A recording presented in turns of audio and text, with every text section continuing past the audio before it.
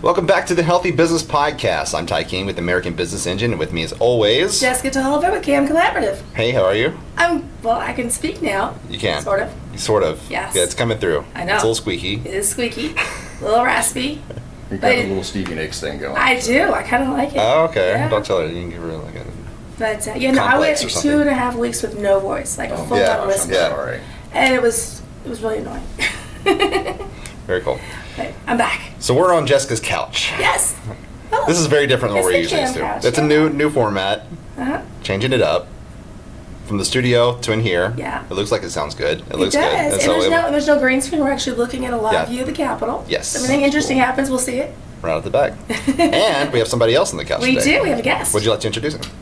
My name is Chad Cumming, and I am an attorney at Gill, Reagan, Owen, and I just do business law and commercial transactions over there. Excellent. Awesome. Glad to have you. Yeah. Thank you for stopping I in. appreciate you all inviting me. This is great. Yeah, for sure. First time on a podcast, you said. First time. First time on a podcast. What did you expect? Probably not a couch. Yeah, we're not a couch. I saw the couch. Yeah. Like, okay, this could be interesting. I was honestly, I asked you what to expect to discuss. And you told me a couple basic pointers, and beyond that, I'm a blank slate. I'm just gonna have to. Great. to wing That's what we it. like. Yeah. Yeah, I don't know. My words aren't like my brain is a little foggy since I haven't been able to talk. What exactly? I mean, you're an attorney. We've got that. But what do you business law? Like, what does that mean?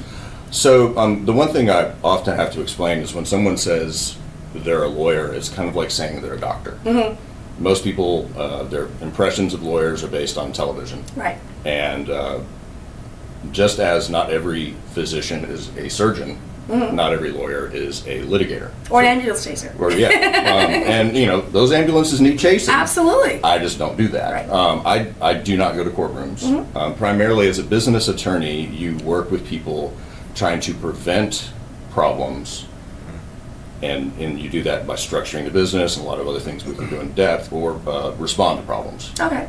And so, I mean, most of my work, I do commercial transactions. So I work with banks if they're doing a really complex transaction, a loan to someone. For example, right now someone is buying a building. That's the kind of thing I will help the bank do. Right. So do you normally represent the bank, or do you normally represent like the smaller guy who's trying to do something? Both sides. Okay. So that's on some cases, most of my clients right now are banks. That's the bulk of my work, but also on the other side, I help people buying the buildings.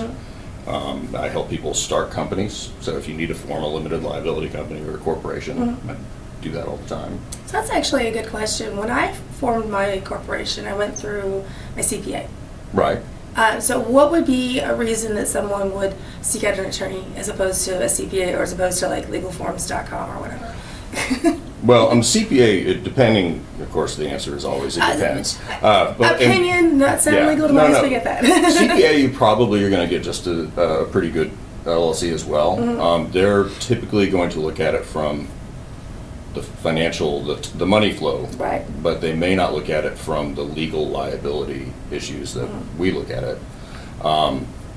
Legal forms, you can look. I form an LLC, and it's flat $500.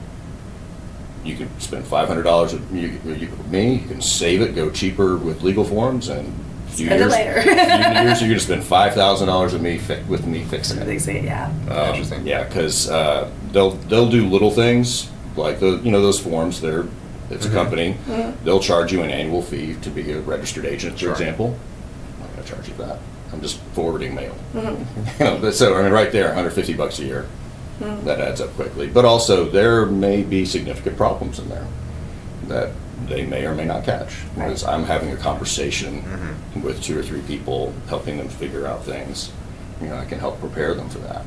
So at what point, like a new business starts up, Right. and I'm like, I'm gonna be a widget seller, and I'm gonna do my thing, and I'm gonna spell it. At what point in my business should I start looking at getting to that point where I want to seek out legal assistance? Obviously, it's not going to be when I get my idea and sell my first widget. At some point, I have to get to bank account, all the different little things. At what point am I looking at, do I really need to start thinking about budgeting for that type of service? The sooner the better. Okay. The sooner the better. I mean, as soon as, I'm not going to charge someone to just sit down in that initial talk. Okay. It's just not what I do. Other people may or may not do that.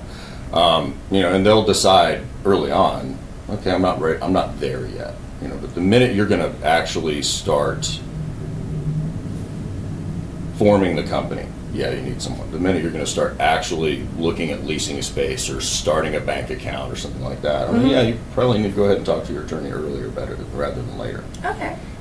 So what kind of things, obviously you found the forms for the corporation, Right. What kind of things can I expect? Let's say I come and say, hey, I want to start a business. I want to start this business. Help. Is that a good starting point, or do I need to have more of an idea?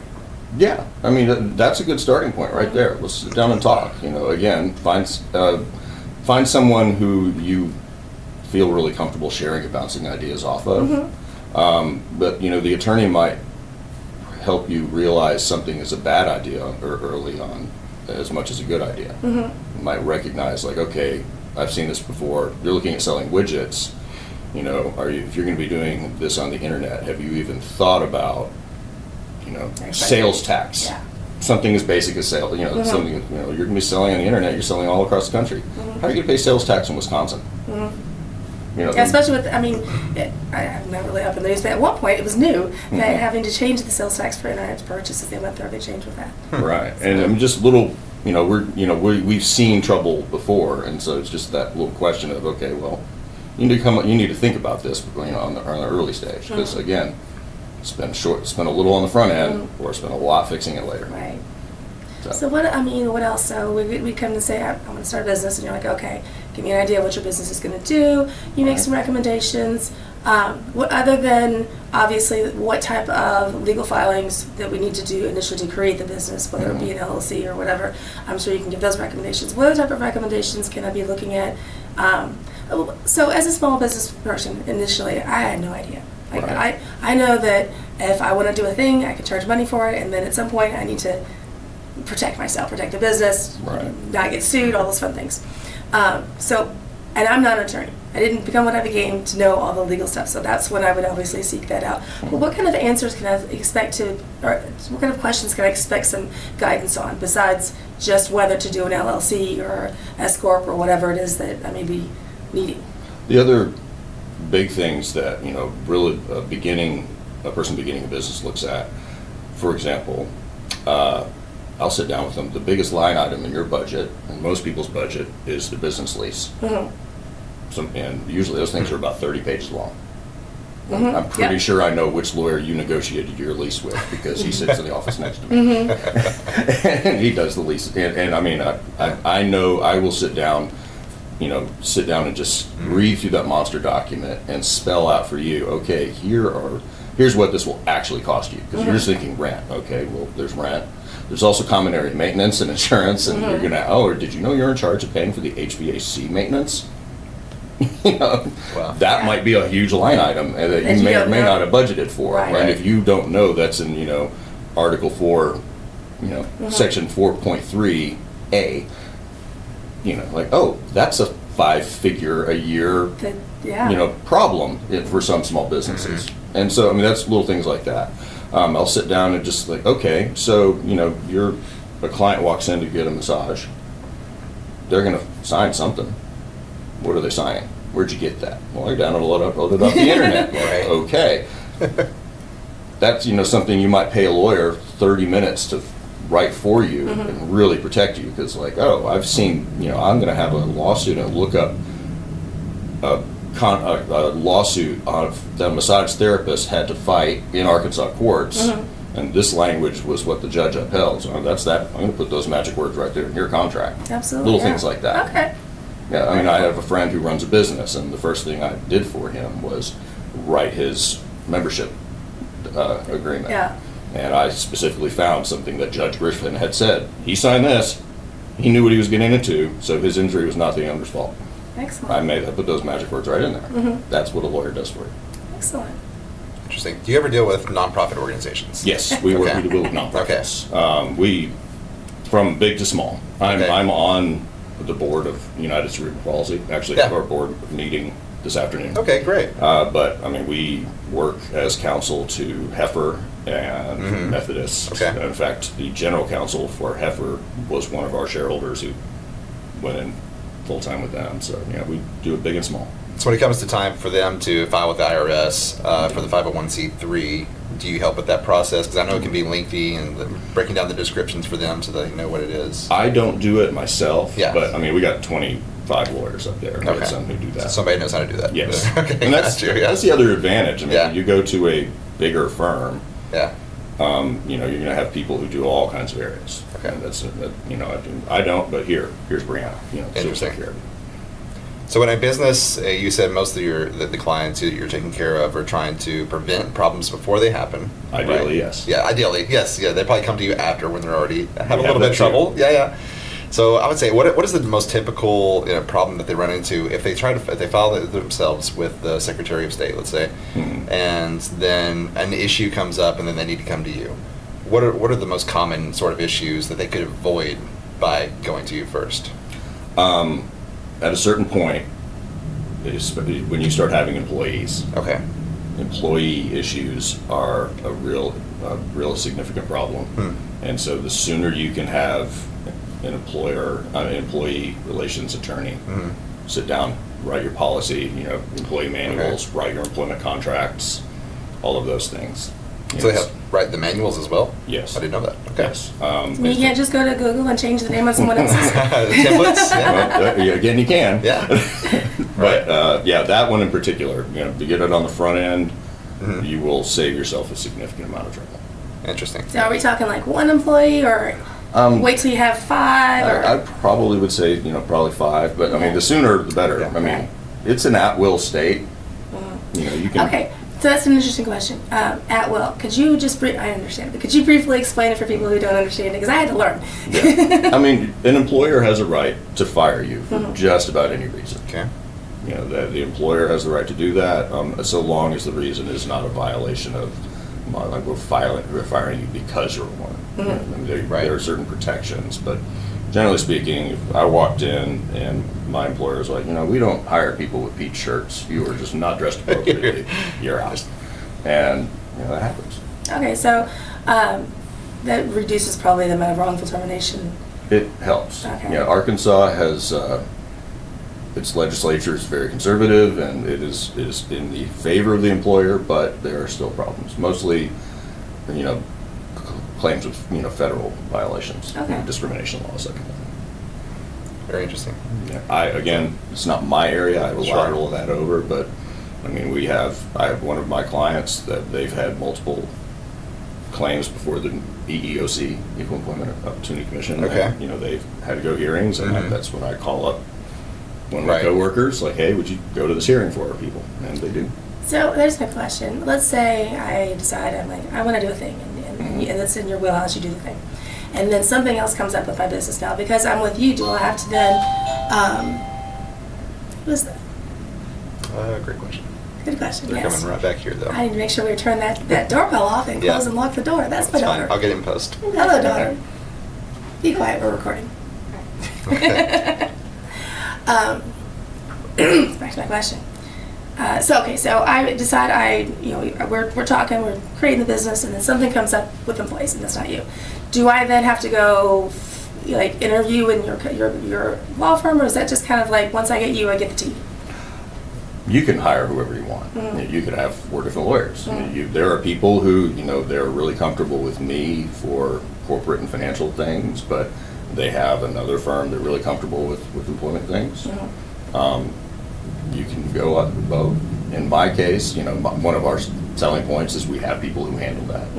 And we generally all try to operate with a certain approach toward, John Gill, the man who founded our firm, he was a Marine. He was like, we're going to be business lawyers. We need to be responsive like our business clients need us to be. So we try to all be responsive. But if you're comfortable with another firm, then by all means. What kind of questions should a business owner ask themselves, ask of an attorney or ask of a firm when they're trying to find a good fit for themselves? What kind of things would they look at to maybe rule out some red flags? One, I think it is quite reasonable to try to get an estimate of what a fee should be. What's your hourly rate? Can we work out some sort of fee arrangements, and there are times where I've agreed to do some things for a flat fee. That's not unreasonable, and if the attorney's not comfortable doing that, they should have an explanation for why. Okay. And again, you're a business. You're trying to budget accordingly, and lawyers sometimes need to remember that. Now, the other side is, an experienced attorney is going to understand, look, if I'm agreeing to something for a flat fee, like let's say I'm going to do something for $1,000. Well, if your hourly rate is, I'm going to make them $200, then you should be able to realistically complete that job in 5 hours. If the lawyer's not bidding it right, then that's on the lawyer. And so they should you look for an attorney who is confident in being able to make that estimation. Now, the other side is this stuff's complicated, right? And when you come to us with a problem and it's going to be expensive, and lawyers should control expectations, say, look, we're going to do our best to be in this range, but the hairier it is, the more expensive it's going to be. And they should be upfront with you about that. Right. Let's talk last night at the Arkansas Museum of Fine Arts. Yeah, it was fun, right? Yeah. So you said this is an at-will state, and I mean obviously you could probably practice wherever you're, even as long as you have the license for it, whichever state you wanted to. Why Arkansas? Why'd you land here and stay here? Well, I'm here. I grew up here. Yes. It's kind of a little of a long story, but I grew up here in Little Rock. Went away to college, came back because our family's from here. But I was a teacher. Really? Yeah, I started out as an English teacher. Okay. Taught for a year or so at Episcopal, but most of my career was at Oak Grove High School. And I got my master's in administration because I was going to be a principal. And during that there was a course on law, and it clicked. I mean, it was really understood it, but at the time it was I've been doing this for a while. I can't go switch careers. And then the third time the Pulaski County School District got temporarily shut down, or I got a reduction in force letter because they'd done something wrong with the budget. Oh wow! I was like, what am I doing? Yeah. I'd always wanted to be a teacher, but the trade-off for not making any real money was at least you have a nice, stable job. And I didn't even have stability for my family. What's the worst? So I sent my application to ULL Bowen Law School that night, and I attended law school at night while teaching. Wow. Excellent.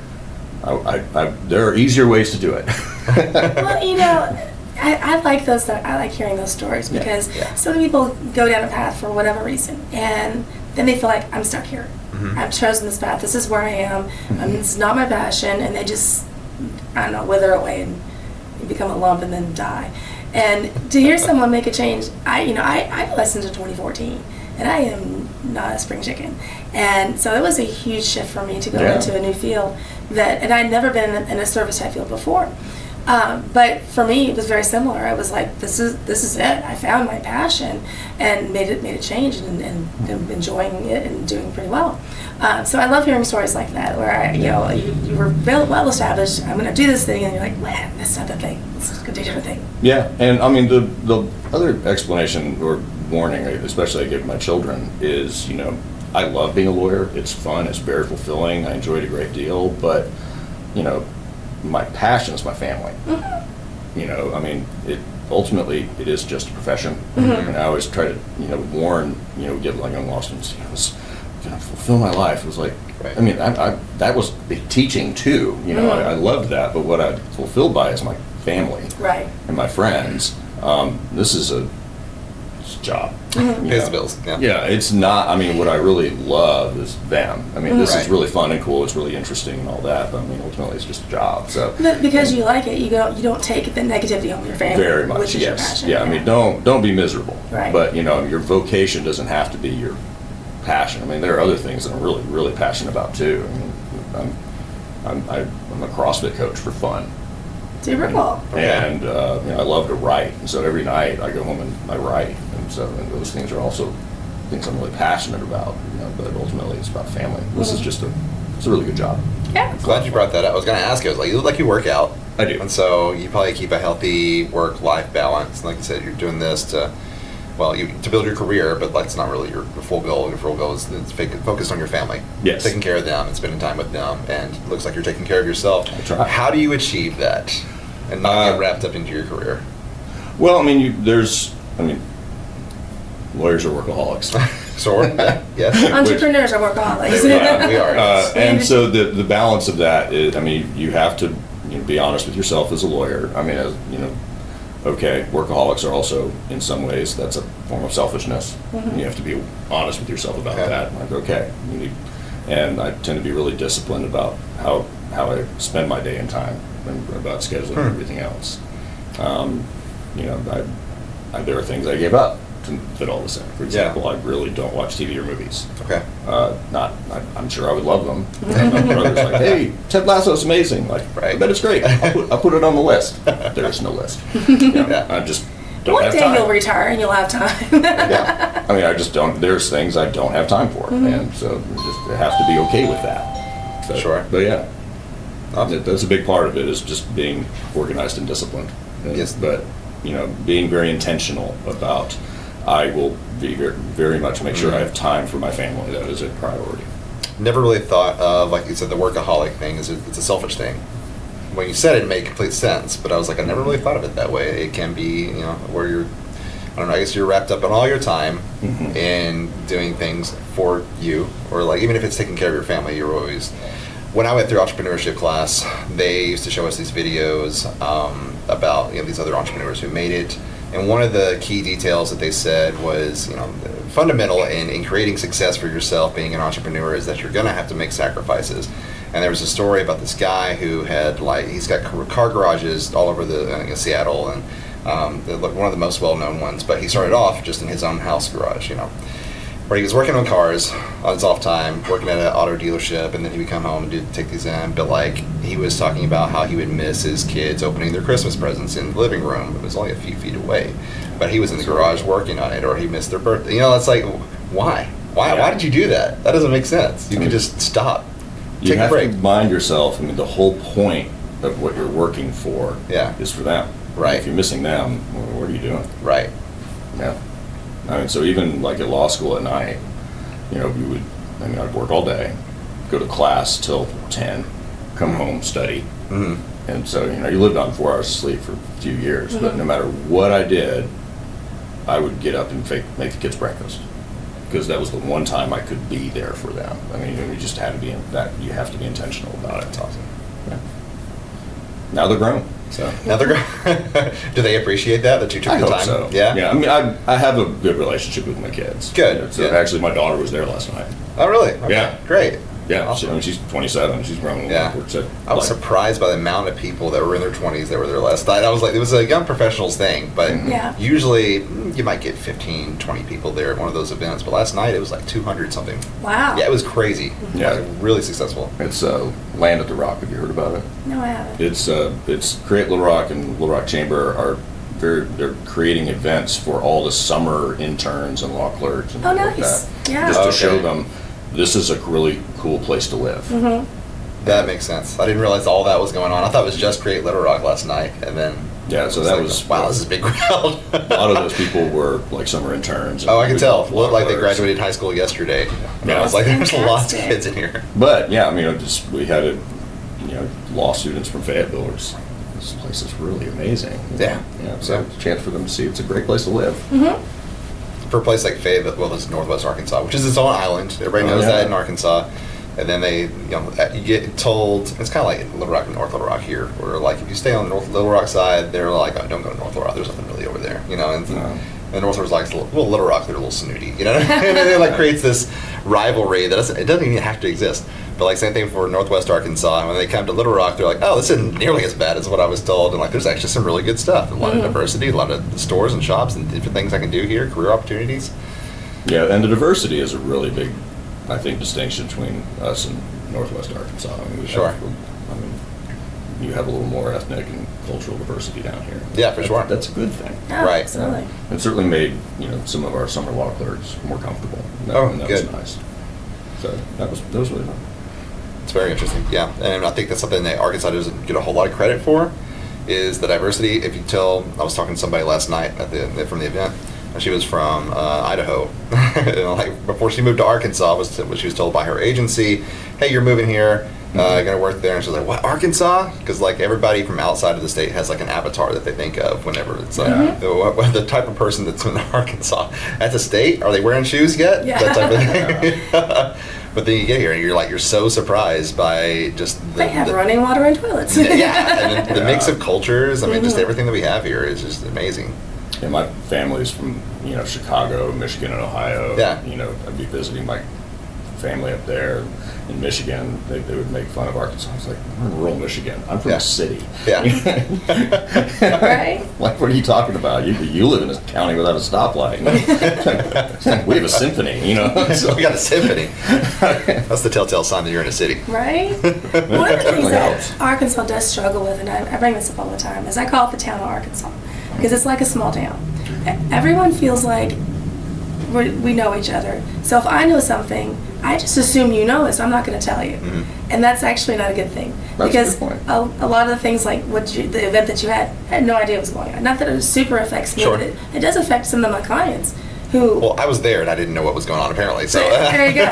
So that's one of the things I like seeing, a lot more of this networking, a lot more of these types of events to try and get the word out, because the word is not out. Yeah. It is a secret. Oh yeah, for sure. Yeah, my running line about Arkansas is there are only 2 degrees of separation. And it's funny because when I was in law school, I had one friend from St. Louis and one friend from Nashville. And we would, stop someplace for a lunch or a dinner. And one day, Cynthia, my friend, was like, do you realize you do a thing when you walk into a restaurant? It's like, no. And it's something we do here. The first thing we do is we look around the room and see who we know. Because we know someone. Right. That's true. There's always going to, yeah. Yeah, that's right. And I said, well, yeah, don't you do that? She said, no, because I don't know anybody. and back home, you don't do that. And then my friend from St. Louis said, oh, yeah, and anytime you meet someone, you two try to figure out who you know in common. That's a very Arkansas thing. And she said, we don't do that. Really? And it's something, and my friends from other states have said, yeah, that's a very much an Arkansas thing. That's interesting. You could bump, and you would really, and until someone pointed it out, I didn't realize we do it, but if you meet an Arkansan in Italy, your conversation is going to be, who do you know? Where are you from? Okay, this is how we know each other. Yeah. These are our How's your mom mutual. know? Yeah. So I'm from Kentucky originally. Oh, and in which part? Kentucky, Louisville. So beautiful. And they always go, hi, this is Ty. And I'll say, which high school did you go to? Yeah. I don't know why. Like, everyone seems to connect themselves by their high school. Yeah. Little Rock does that too. Oh yeah, they? for sure. Yeah, each high school is kind of its own little small town within Little Rock too. That's funny. Yeah, I've been here for about 10 years, but I'm still learning, because it is the town of Arkansas, that everyone just kind of lives in a small town, and everyone knows each other, 2 degrees of separation for sure. Yeah, it's it's why things get a little uglier when they get ugly, but it also keeps us a little more polite and honest. Yeah. You can't flip people off in traffic because that might be your friend's mom. Right? It's got to come back around to you. Yeah, Oh, yeah. exactly. And I remember you. Yeah, and actually a friend who was an attorney practicing here. She was here for federal court. She said she likes the collegiality attorneys have here because there's such a small bar. It forces a level of gentility that you don't see in other places. Sure. You I can see that, can't yeah. play dirty tricks on someone because it will ruin your reputation. Yeah, right. And that is actually a disservice to your clients if Right. you have a bad reputation, among other attorneys. So yeah, there's some nice part about that too. But we also need to do a better job of getting the word about things like that out. So. Yeah, that's an Arkansas problem. I own a marketing company, so yeah. Oh, you're gosh, yeah. preaching to the choir right now. Trying to convince business owners, they know they need a website, they know they need this, but they're not really sure why. And it's like, most of my job is just educating them and trying to get them to understand. I imagine in Arkansas, so much of business is driven by personal connections. Yes, Trying exactly to right. convince So them. word of mouth is still huge here. Yeah. Yeah, but also if you're trying to serve clients that are around the state that don't live in your area, you Yeah. know, or even outside the state. So yeah, Yeah, it's, that's an interesting challenge. it's a job in its own. Yeah, for sure. Just like I'm sure you have. It's an interesting challenge for you to convince business owners whenever they're starting out. This is why you need an attorney right away.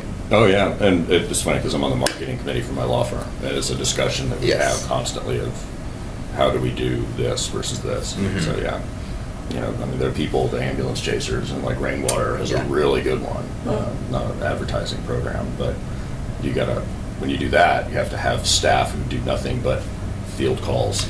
Yes. And filter out the crazy people, and filter out the good versus the bad one, create cases. I mean, that's a staffing issue too. So there's a whole side of that. For sure. The business side, but yeah. So what do you think about getting word out? How do we get, like for last night, how could we have done a better job of getting the word out? So the only thing I knew about it was so I'm signed up on the Great Little Rock newsletter. Mm-hmm. So I got the newsletter, but it really didn't go into details about everything you just told me in one sentence. I think they combined an event. I think they did. Okay. And I saw the Facebook event that was listed on there. Okay. That was it, and it didn't have a whole lot of details either. So like the problem is it wasn't put in front of the public. It wasn't letting them know, hey, there's an event that's going to happen. There's an easy way to do that. We've got several free programs that you can put out, and there's Eventbrite, there's Facebook events, there's LinkedIn events. So I love it when I love it. This is actually no sarcasm. I love it when I go to an event and I'm like, oh, this sounds interesting. Yeah. When is it? There's no details. Where is it? Or like there's Arkansas. a flyer in a coffee shop you see, and there's no time, or it's like a date Or and place, and contact there's no time, information. contact information or anything. That where you can get more information. Or they do that. Go to the website and it's this long. Yes. Something something dot something hyphen my event. Or the QR code leads to just the homepage of their main website. Yes. It's like you still have to navigate and try to figure out where that event is on there. Yeah. Yeah, it's a mess.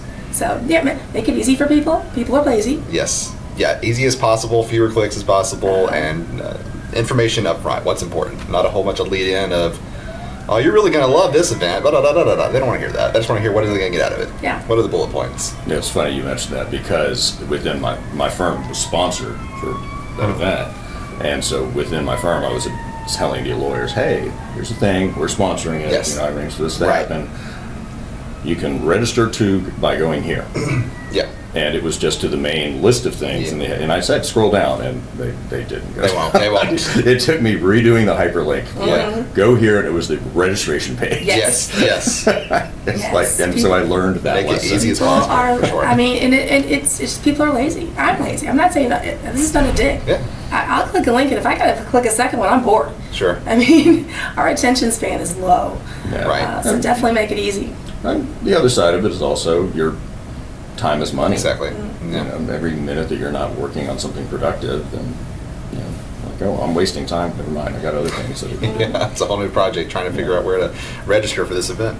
Yeah, and when you live by the billable hour, Yes. Yeah. I'm wasting time. Starts adding up. So I always like to ask our guests when they come on here. Obviously, we know what you're doing now and how you got there. But what does the future look like for you? Is this the end goal? Staying in this position? Before you were a teacher and you were going to be a principal. Now you're an attorney. Yes. Yes. Is there anything you're striving for? Another position of higher, or maybe starting your own firm? Or No, I'm very happy in my Yeah. law firm. Okay. Yeah, we're a growing law firm. We're very strategic in how we grow. And I'm very happy in that. Right. Just in terms of practice area, just steadily working on expanding a few things. I'm actually getting licensed in a couple other states just to help current clients. That's great. Expand my footprint doing that. Yeah. But I'm looking at adding some new practice areas within, but that would take a lot of education, and so I'm working on that too. But beyond that, I'm really happy where I am. Awesome. Yeah. I don't know if we mentioned the agency that you're at. You mentioned it Confirm. earlier. Gil Did we name Reagan. it? Yeah, Gil Reagan Owen. Gil Reagan Owen. Yes. Okay. Did you have any more questions? No, I think that's good, but I guess we need to do the thing. Yes. So if there's a business out there who says, hey, that sounds like some information that I need to know more about, Right. how do they get in touch with you or your firm, or what's the best way for them to get to you? Well, my law firm is Gil Reagan Owen. It's gil-law.com on the website. G-I-L-L. G-I-L-L. And I am very easy to find, Chad Cumming. There's no S on my name. Okay. So just Google me there. My number is 501-376-3800. That's our firm phone number. Oh, good. I'm glad you didn't give out your personal phone numbers. Yeah. We could take it out, but yeah. No, I won't do that. No, those spam calls. You're already filtering through all those other things here already. Is there a contact form on the website? Yeah, it's just my email. It's coming at gil-law.com. Okay. So yeah, if I can't help you, I can help you find someone who can. Excellent. Awesome. We do everything unless you've been arrested. We don't do that. But Great. Well, thank you for being here. Thank you and for inviting me. sharing This some was of your fun. expertise. and- I loved it. We did learn a lot today. Yeah. Like Jessica was saying earlier, that being around people, so often, and you're in your professional field, right? So you assume that everybody else knows what you know because you deal with it every day. Mhm. So tacit knowledge, and so like I'm sure some of the things you said here that was enlightening to me, but you're like, oh, that's normal stuff. Everybody knows how to do that. So well, thank you. yeah.